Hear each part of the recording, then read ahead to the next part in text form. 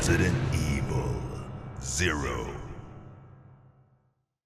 Something I've always wanted to do for a long time is go through all of the Resident Evil within a canon order.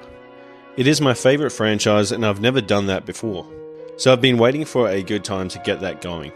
Now is that time. I'm no expert with the canon, which is one of the reasons I wanted to do a canon playthrough, so I can really wrap my head around it, though I won't be going into full details with canon and information.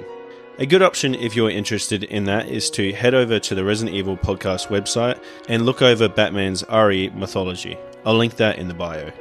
I will be reviewing every canon Resident Evil game or movie, and then anything with the RE name to it afterwards, which would be the Anderson movies and so on. So by the end of my RE run, we will be up to date on all things Resident Evil. Also, as I go along on my canon playthrough, I'll be sprinkling in a couple non-canon entries as well, like Operation Raccoon City or Gaiden, as well as the remakes. Entries you could make work within canon if you really wanted to. Comics, books, or side canon material I'll briefly talk about as we go along when I talk about the story too. Alright, let's start our journey with Resident Evil 0. Spoilers ahead.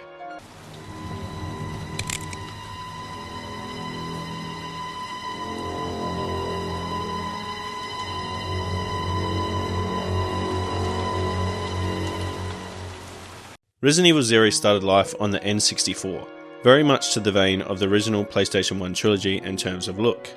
But after about 20% completion, the developers realised the N64 couldn't handle the type of mechanics they were going for, and so they moved onto the GameCube, releasing 2002, alongside other releases on that console like Resident Evil 1 Remake and Resident Evil 4, which would be exclusive on that console as well. The concept and story of Zero would be carried over from the N64, with mainly the graphics getting a big boost. Also, there would be multiple design changes like with Rebecca's look. As I mentioned at the start of the video, I'll be going through in a canon order, and I want these videos to allow you guys to follow with me. So before jumping into Zero, the main thing to mention is Weskers Report 2. What it is basically is Wesker detailing his and Birkin's startup in Umbrella. Wesker will talk about how him and Birkin experimented on Lisa Trevor, who is in Resident Evil 1 Remake, and you'll get his thoughts on Alexia working for Umbrella at 10 years old, who is from Code Veronica. A lot of this report is to really tie a lot of the games together. You'll learn how the T-Virus came to be, resulting in the Tyrant, and also you'll get a little information on the G-Virus which plays out in RE2. Definitely worth a listen or read. I'll link in the bio both options. Also, we have some files from Biohazard Umbrella Chronicles Side A that explain how Marcus came up with the leech strain. Also details on the incidents that trigger Bravo team investigating Arklay. I'll also link that stuff.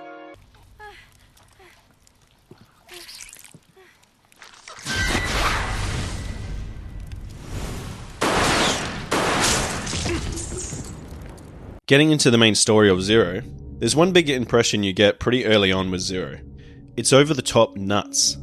Resident Evil from the original was pretty grounded with the stories. Most of what happened in those games were somewhat believable with how well everything was explained. But Code Veronica was the first game to really go a bit bonkers, having Alexia pull out a massive tentacle and Wesker being superhuman. Well, Zero goes the Leech Opera route. Who are you? It was I who scattered the T-Virus in the mansion. Needless to say, I contaminated the train, too. What? Revenge. On Umbrella.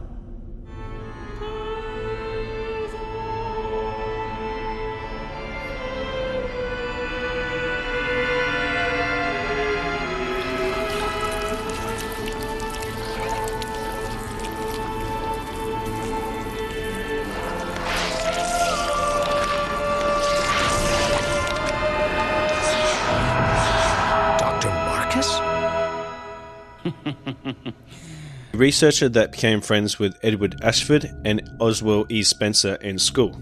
They would go to work on the progenitor virus. The three would create Umbrella to help with funding on their research, which the public eye had influence in the production and sales of stuff like cosmetics, chemicals, pharmaceuticals, tourism, all kinds of everyday things. Behind the scenes though, the company was purposely built to cover up illegal activities. After years of research, Marcus would create one of the T-viruses, as well as in that time would go to mentor Albert Wesker and William Birkin. Umbrella being such a massive company over time, all the founding members started to grow hatred for each other and wanted more power. Spencer would be the one to succeed and have both other members killed. Edward fell victim to an accident orchestrated by Spencer and died from a progenitor virus infection, and then Marcus by sending a group of men with Wesker and Birkin to kill him, which we see play out in Zero. They also got rid of the Queen Leech he had developed. Marcus was crazy about his leeches, loving them like children. He had his own research lab where he'd look into the leeches. He planned to present the conclusion of his research to Umbrella's consecutive directors, believing this would win him the necessary support to take control of the company, but Spencer got to him first. The Queen Leech would attach to Marcus's dead corpse and begin to rebuild. 10 years later, and we get RE0. The whole point of Zero, besides getting a lot of that background lore, is Marcus trying to get revenge on Umbrella. Now, from what I understand, is the Queen Leech has Marcus's memories, but isn't actually him reincarnated, so that would be the main protagonist throughout. After all the reported incidents around Arklay, Bravo team is sent out to investigate. The chopper they came on ends up going down, then the team goes off through the woods, coming across a couple of dead bodies with a clipboard. The clipboard shows information on fugitive Billy Cohen, saying he killed 23 people. The team plans to capture him for his crime, but they end up stepping into a true nightmare. Marcus, since reborn as the Leech Queen, started their revenge path by releasing a lot of the infected that Umbrella were experimenting on, causing the incidents bringing in Bravo team, and we see an attack on a train full of Umbrella workers. Rebecca comes across the train stopped and continues in. This cutscene of Rebecca going in is fantastic. Some of the cutscenes in the game are really atmospheric and overall look great. The cutscenes that play out go in between pre-rendered and in-game. It can be jarring at times with the switching, especially when it's done back to back, but both do look nice. Rebecca will bump into Billy Cohen on the train. The dialogue can be pretty choppy at times, like Billy saying, "Have you been fantasizing about me?" and then continuing to say stars like this. Billy. Lieutenant Cohen. So, you seem to know me. Been fantasizing about me, have you? You're the prisoner that was being transferred for execution. You were with those soldiers outside. Oh, I see. You're with stars. Well, no offense, honey, but your kind doesn't seem to want me around, so I'm afraid our little chat time is over. Plus, Rebecca not really reacting to seeing zombies for the first time, and then later being surprised to hear there's zombies and monsters out there. I think games like Resident Evil 1 Remake did a great job of showing Jill, for example, being shocked. So to see Rebecca be so casual is a little underwhelming. Rebecca would continue to work with Cohen throughout the game. Rebecca is distant with Cohen at the start of the game, but by the end Cohen saves Rebecca multiple times. She starts to think, can he really be a murderer? Cohen opens up to her on his background, saying that he didn't kill 23 people, but that his commanding officer ordered it and he got the blame. Then by the end they are good pals. Cohen is fine as a character. I find it funny how he knows about Umbrella and then the mansion, as well as who Marcus experiments on. Billy is literally used sometimes to tell you what is happening. The Umbrella Research Center?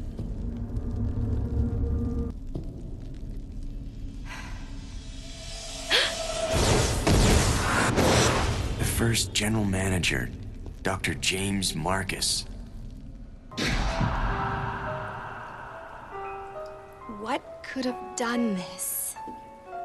They must have been used as test subjects in Marcus's research. He must have kept messing around with the mother virus.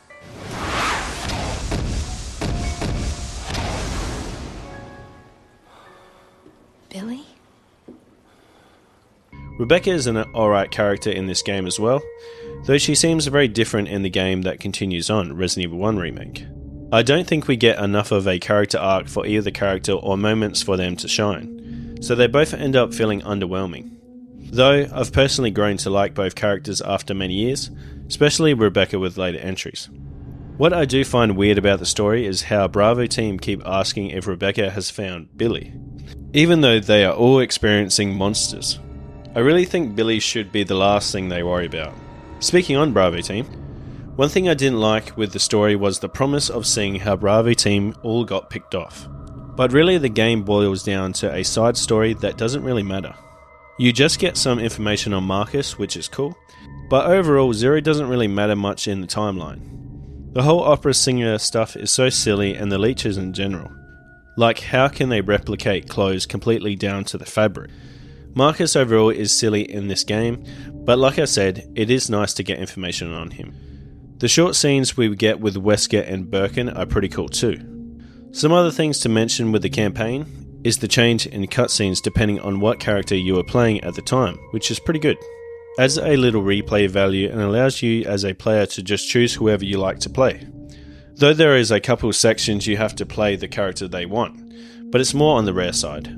There's even cutscenes you can miss if you are playing Billy, like in the train seeing one of the Bravo team infected. After tracking through the train, mansion and marshalling yard, taking on all kinds of infected and seeing Marcus just chill for a bit, he catches up with us. Rebecca and Cohen go through and take out Marcus in his final form, with little squeaky shoes and a revolver. Hey! Queenie! Feast on this!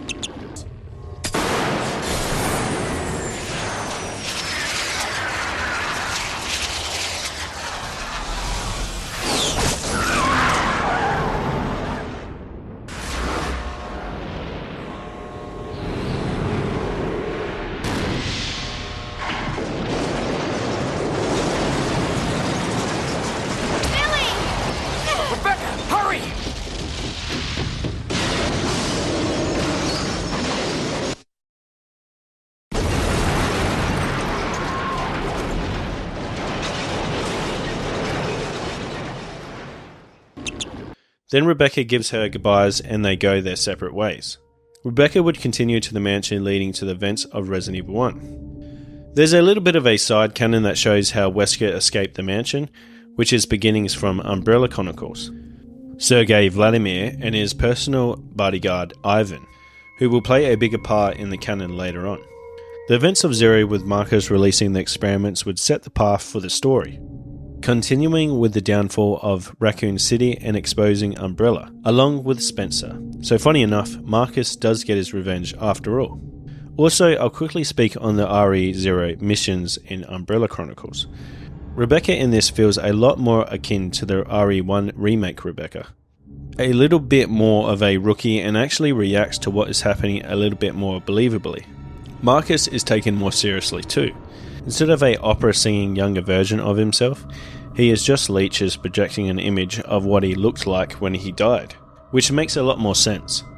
No projecting his suit to the fabric or his younger self in a robe, so that's nice. But overall, pretty faithful retelling of the story of Zero.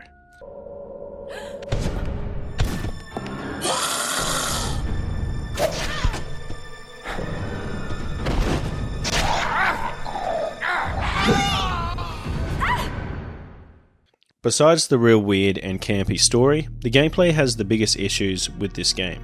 Two really interesting things the game brings to the series is having a buddy switching system throughout the whole campaign, and now being able to drop items wherever you like. But there's a lot of issues with one, and the other is pretty unique to the game. Now, the dropping items feature in Zero has been talked to death, and of course for good reason. I personally don't think it works on its own. But if we still had item boxes and also the feature to drop items, I think that would have worked perfectly. Not sure why they thought taking the item boxes out was such a good idea. Because you don't have them, most players end up keeping all key items in one room until needed, which basically serves as a item box. It just feels all messy. The big issue with item drops and not having a inventory box is after the train section, all the items you left on the floor will pop up at the crash site. From there, items will stay where you dropped them. So if you were to leave the hook shot there, which is an item you will need later on at the cable car, you'll have to run all the way back just to pick it up. It's nice to be able to drop items now, But all not having item boxes does is waste more of your time with you backtracking to pick up a key item or something you want. The key items and weapons are the main annoyance, because other items you can just pick up as you go. But with key items and weapons, you will have to constantly move them as you go ahead. If they put in item boxes, you'd be saving so much time and stress. It definitely feels like this game would be way better with item boxes in. Though that's not the only issue with this game. The item management is made worse because of no item boxes. Because you have 6 spaces and a lot of weapons take up 2 spaces, which is so silly and makes the game even more annoying to play. Now with the buddy system, it's the main unique feature to the game. You can switch between Billy and Rebecca at will, which I think is pretty cool. It switches pretty quickly too. You can use this feature to solve puzzles, item manage, and have backup. It's overall a cool feature that helps set the gameplay apart from RE1. Because at the end of the day, this game pretty much plays exactly the same as Resident Evil 1 Remake. You'll be solving puzzles, doing a lot of backtracking, item management, and taking on lots of infected. Sometimes your partner can get in the way though, but I didn't find that an issue too much. Which goes into some of the unpolished things with the game and annoyances. You can take advantage of some of the bosses, like the Scorpion.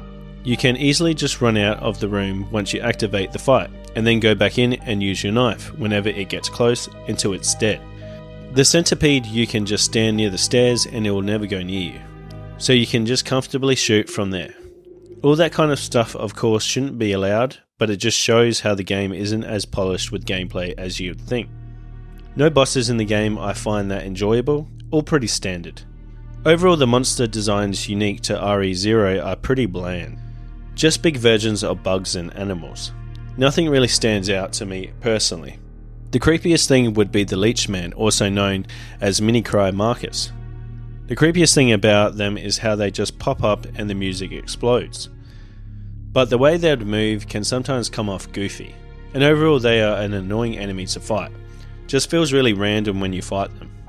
The Eliminators are unique to Zero also, but they are definitely, I find, the worst guys to go up against in this game. They just stun lock you a lot and they are very quick. I always find myself just feeling annoyed whenever they pop up. They don't really get stunned, so it's so hard to avoid being hit, unless you are a real pro at running past them. But if you are going to try and fight them, you will always have to soak up some damage since they don't stun and they are very quick. Oh, and if there's multiple, you can be stun locked and easily just die without even getting one hit in. They are shit. Overall the gameplay, besides some of the big additions, is very much like the Resident Evil 1 Remake. So it's still pretty enjoyable. A lot of enemies from Remake 1 are in the game, so it's like playing another version of that game at times, which is nice. Survival horror elements that I love. Being able to use a herb when you pick it up is a great addition. And having a partner with you is nice to have the extra backup going against large groups. The moments where you are split from your partner is a bit more tense now since you do get used to the backup, which I think is good for a horror game of course. But overall the gameplay is still fun while putting up with all the annoying things that don't allow the game to have the gameplay standard of Remake 1. If you are not a big fan of survival horror, I can see this game being pretty easy to drop. But I personally enjoy going through the game.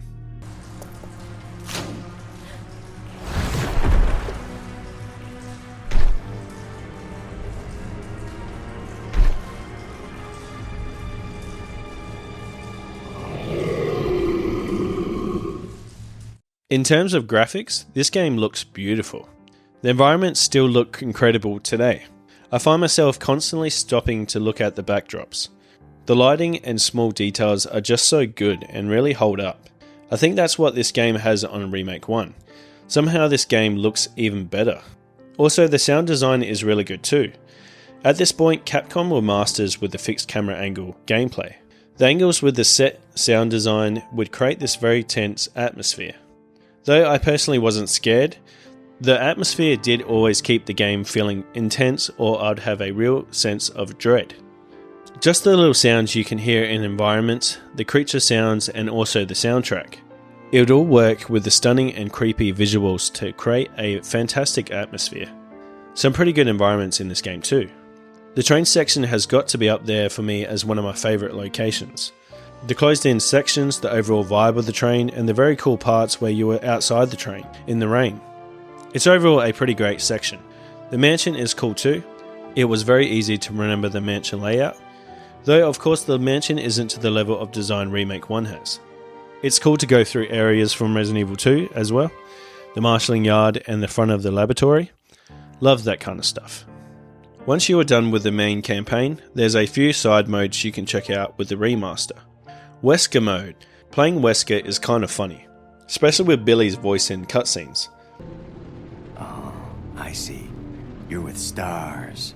Well, no offense, honey, but your kind doesn't seem to want me around, so I'm afraid our little chat time is over. You have a couple special moves, like you can dash and stare really hard, which explodes heads. Very campy mode, but there you go. You just basically go through the main campaign, but as Wesker, being voiced by Billy, and Rebecca will be in a Wesker-style suit with the red eyes. There's a leech mode as well. You basically have to find all the blue leech charms and green leech charms in the umbrella facility and exit through the mansion's front door. You will search for them and you'll have to leave to actually pick them up. If you die, you will lose what you have. It's an alright side mode to waste time with. That's Resident Evil 0. Overall, I do like the game a lot. I've played through it multiple times now, but all the annoying gameplay elements and silly story do bring the experience down a bit for me.